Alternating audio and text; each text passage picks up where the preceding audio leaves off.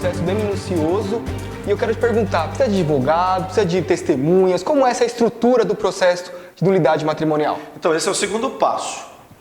Quando você entra no tribunal eclesiástico, então, analisando, já tem competência, então a pessoa é encaminhada para uma entrevista. Né? Um advogado do tribunal, que ele vai orientar tudo, vai indicar, vai te passar um roteiro do que, né, de todos os pontos que você precisa, da documentação, mas ela vai te pedir, exigir toda uma documentação que você vai ter que ir atrás, procurar e trazer para o tribunal. E dar o nome também das suas testemunhas.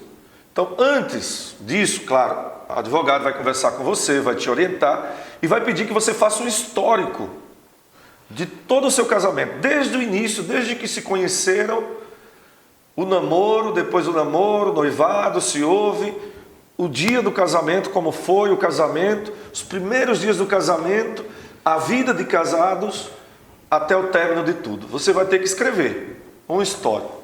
E ali o advogado do tribunal, o advogado já está ligado ao tribunal, viu? Não é um advogado à parte, não pode trazer um outro advogado seu, é um advogado credenciado do tribunal, que é formado em direito canônico, né? Então ele vai fazer um libelo, que é quase o resumo daquilo que você escreveu, e vai apresentar ao vigário judicial, né, toda a documentação, e juntamente com o libelo, ele vai analisar se vai ser acolhido ou não, né, aquele libelo, aquele processo, se tem fundamento para dar prosseguimento. Se não estiver bom ali, ele pode pedir até que se faça um novo libelo, um novo histórico, complementando, né? Mas aí ele vai analisar para ver se tem realmente capítulo de nulidade, né? Se tem fundamento para dar andamento no processo. Então não é qualquer história que coloque lá que pode ser uma nulidade. Então, não. Padre, tem que enquadrar em algum cânone do direito canônico sobre isso. Então não é qualquer história que vai chegar para o senhor que pode chegar à nulidade matrimonial. Não. A pessoa tem que ser muito sincera naquilo que ela escreve, né? Ela tem que escrever com sinceridade e contar os fatos que houve. Conte com os detalhes. Conte o que aconteceu. Claro que você não vai contar detalhes demais, né? Quando eu conheci fulano, o céu estava azul, era um dia tão bonito. Não precisa disso. Dizer onde foi que conheceu, como se conheceram, se eram amigos antes, né?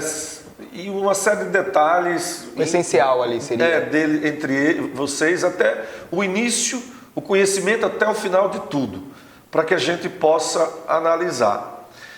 E aí não se pode colocar qualquer coisa, tem que se colocar realmente os pontos que viveram, né? E não adianta forçar a barra, querer colocar coisas. O tribunal vai analisar e vai chamar os depoimentos, testemunhas, né? E você pode levar até outras provas, como se tiver, por exemplo, boletim de ocorrência por uma agressão, ou algum laudo médico, você pode levar para acrescentar ao processo, né? As provas. Entendi. Padre, esse advogado, então, é vinculado ao tribunal? Vinculado ao tribunal. Precisa saber direito canônico, não é direito civil, é direito canônico, precisa ser perito. E mesmo que saiba direito canônico, se não estiver vinculado ao tribunal, não tem que estar vinculado ao tribunal. Entendi. Tem que estar ligado ao tribunal. Padre, testemunhas, falou de testemunhas para depor num processo. Padre, quem a pessoa escolhe para testemunhar esses fatos ocorridos? Então, na questão das testemunhas, né, nós pedimos aqui algumas testemunhas para virem, e elas têm que ser pessoas que conheçam bem os fatos. Não pode ser pessoas que, eu ouvi dizer, aí ele me falou, eu conheci há pouco tempo, mas ele me contou. Não, pessoas que realmente acompanharam os fatos, desde o momento do namoro até o término de tudo. Pode ser parentes, pode ser familiares, pode ser o padrinho, madrinha da noiva, do noivo, pode ser amigos do círculo em comum, né? É importante que tenham pessoas ali que possam dar credibilidade ao que aconteceu, né? Se chega com testemunha que não sabe de nada, prejudica o processo. Não tem como analisar, não tem como julgar um processo sem ter conhecimento. Então as testemunhas podem ser familiares, amigos próximos, pode ser a mãe ou o pai, não pode ser filho. É bom não envolver os filhos, né, de um e de outro nessa questão, né? Ainda mais filhos nasceu depois, pressupõe que os filhos nasceram depois. Pode ser que tenham nascido antes, casaram depois, mas a melhor coisa é não envolver filhos.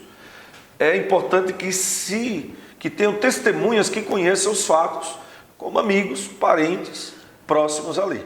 Tá bom? Entendi. Padre, a pessoa entrou com esse processo,